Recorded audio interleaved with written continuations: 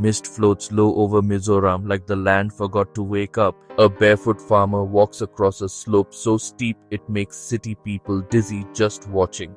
No tractor, no sensors in the soil, no satellite dashboards, no AI telling him when to plant. And yet, harvest after harvest, these farms survive floods, droughts, pests, and price crashes. The same shocks that bankrupt modern farms. Just bamboo fencing, dark, breathing soil, seeds passed down, not patented. The soil smells alive, not dusty, not dead, alive. And here's the uncomfortable truth.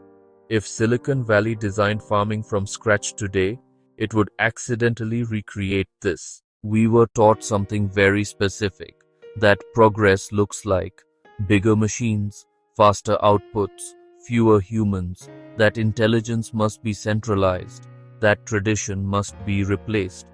But agriculture doesn't break when it's old, it breaks when it's fragile. Across India, farmers are among the most indebted workers. Soil organic carbon has dropped 30% to 50% in many regions. Crop yields crawl upward, while input costs explode. And here's the part nobody likes saying out loud. Modern agriculture didn't just break soil, it broke farmers' sleep. Meanwhile, in Mizoram, farmers who don't even use smartphones are quietly doing something insane. They're growing food without destroying the land. They're feeding families without drowning in debt.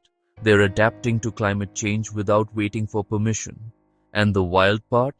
Modern science is now running behind them, trying to discover what these communities already knew. Disclaimer: this isn't anti-technology. It's anti-amnesia. Ignore old wisdom long enough and you don't build the future. You rebuild the past, slower, louder, and at a much higher cost. Just outside Aizawl in Rayak village, farming doesn't start with planning, it starts with memory. Lalthangliana, 70 years old, crouches near a field that looks chaotic to outsiders. Maize, pumpkin, beans climbing stalks, chilies guarding the edges. If the land isn't healthy, people won't be either. This system is called Jhum, often misunderstood as slash and burn. Here's the part nobody tells you.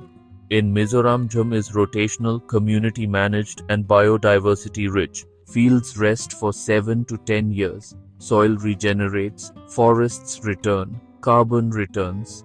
Regional studies show 20 to 30 crop varieties in a single Jhum plot. Compare that to monoculture farms growing one crop and praying nothing goes wrong. Rice beer ferments nearby.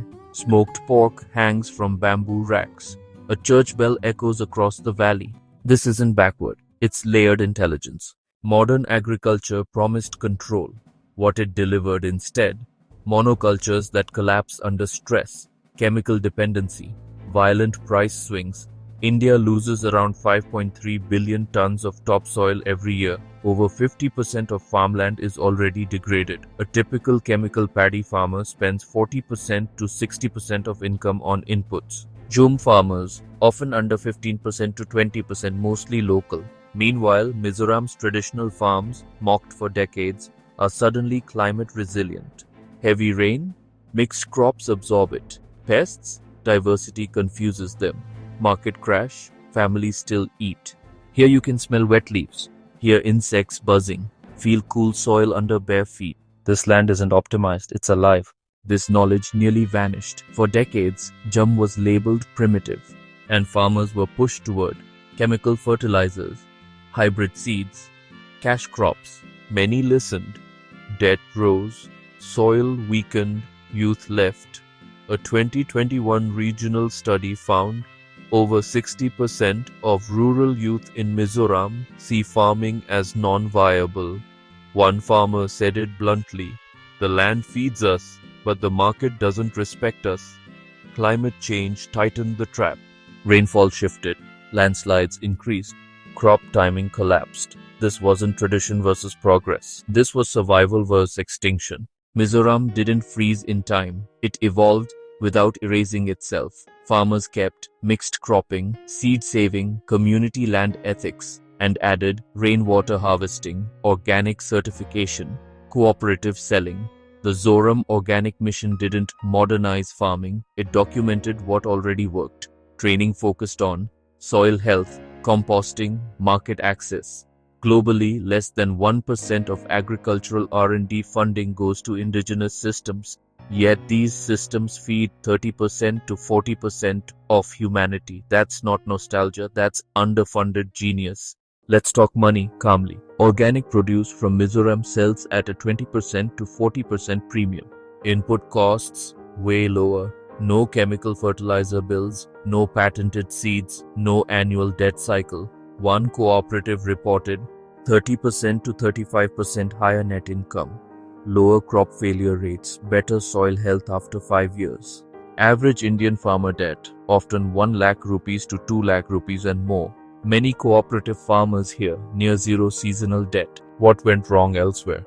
Scale over stability, yield over resilience, speed over systems. And what changes things? Polyculture over monoculture, soil health over output spikes, shorter supply chains. This isn't anti-growth, it's growth that doesn't eat itself. Here are real systems running today and how you can learn from them.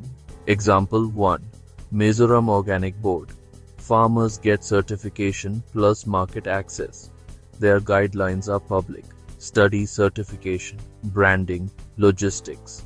Example 2. Community seed banks, climate-adapted rice, maize, millet preserved locally. Start small.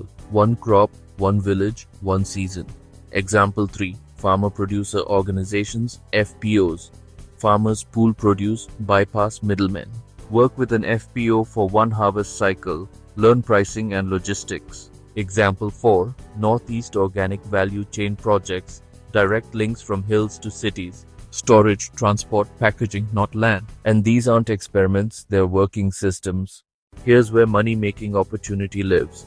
Ecotourism linked to organic farms. Value-added products. Turmeric, ginger, fermented foods. Branding Northeast produce for premium urban markets. 1 youth-led FPO near Aizawl now. Ships turmeric and ginger to Kolkata and Guwahati. Crossed 1.2 crore rupees annual turnover. Employs 40 plus local workers seasonally.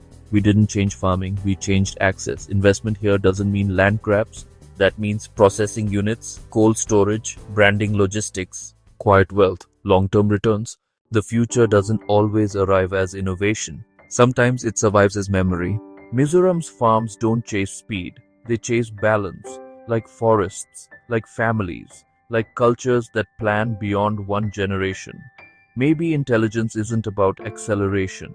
Maybe it's about not breaking what already works. We're back where we started. Morning mist, bare feet, living soil. The farmer finishes his work and looks at the hills. Not as resources, but as relatives. No dashboard, no pitch deck, no urgency. Just a system refined by time, stress, care, and memory. If a barefoot farmer just outperformed billion-dollar tech in your head, like this video, if this messed with your definition of advanced, subscribe.